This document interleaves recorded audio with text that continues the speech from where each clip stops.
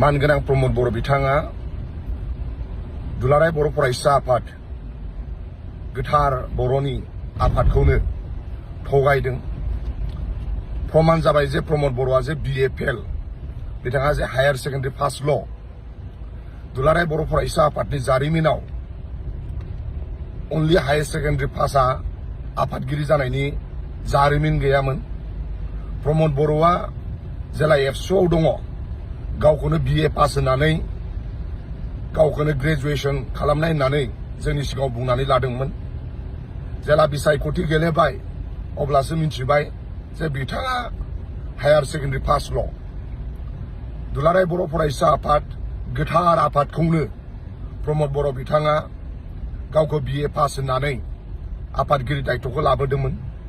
थारमाने दुलाराय बर' फरायसा आफादखौनो बिथाङा थगायदों। दुलाराय बर' फरायसा आफादखौ थगायनाय माने बर' हारिखौनो थगायनाय। आरो दुलाराय बर' फरायसा आफादनि जारिमिनाव फ्राय BA पासआसो प्रेसिडेन्ट सेक्रेटारि मोनो। मानाव गेदेर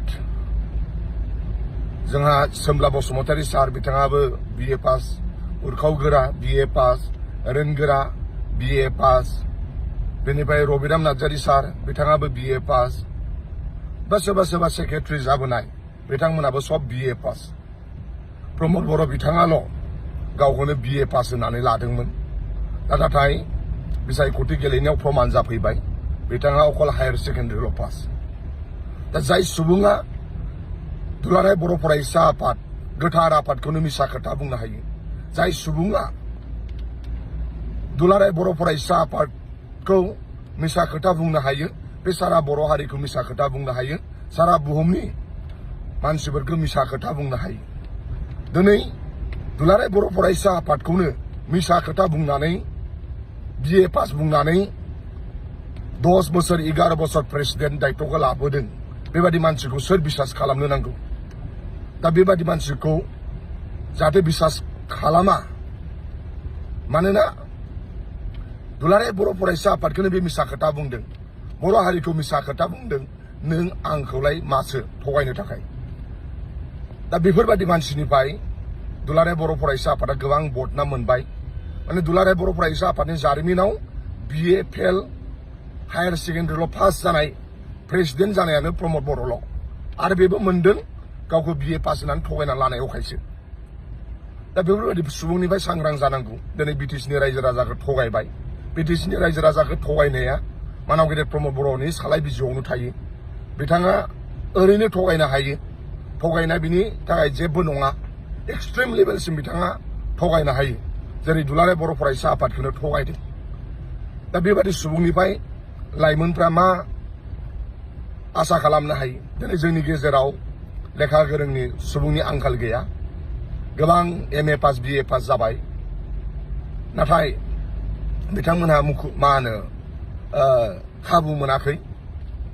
दा आं बुंनो लुबैनाय बाथ्राया बेनो जे गोथार आफादखौनो जुदि मिसा खोथा बुंनानै लायोब्ला हारिखौ, नों आंखौ, सुबुंखौ मिसा खोथा बुंनाया मानाव गेदेर प्रमद बर'नि सालाय बिजौआवनो।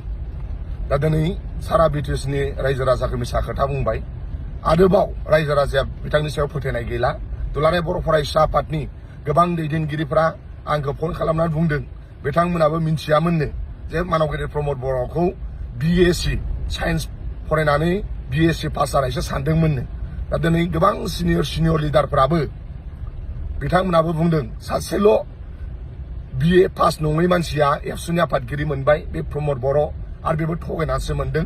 बेबादि सुबुंखौ जोङो मुगैयो, बेबादि सुबुंखौ जोङो लाजियो होननानै गोबां दुलाराय बर' फरायसा आफादनि बारग' दैदेनगिरि आरो आथिखालनि दैदेनगिरि बिथांमोनाबो बुंदों। आंबो थारैनो लाजियो, मानोना BA पास नङा नालाय BA पास नङा बेखौ बुंनानै लानो नांगौ। मानो गावखौ हायार सेकेन्डारि पासल'खौ BA पास होननानै लानांगौ जाखो? बेखौ जोंबो लाजिनाय मोनदों। दुलाराय बर' फरायसा आफादाबो हयथ' बिथाङा जे BA पास नङा बेखौ हयथ' दुलाराय बर' फरायसा आफादनि आफादगिरि दिपेन बर', गाहाय नेहाथारि खरेन्द्र बसुमतारी बिथांमोनाबो लाजिनाय मोनगोन।